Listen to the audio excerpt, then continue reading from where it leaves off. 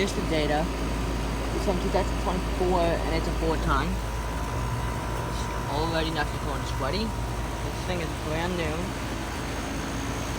I filmed it when I first got here. On Thursday. You know, last week or something like that. This unit replaced the Train XB series, a newer one.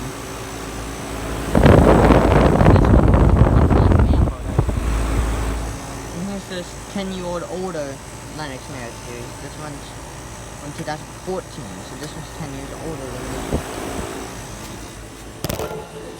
School has not been running. Yeah. So yeah, there's the startup of a 2024 4-ton Lennox marriage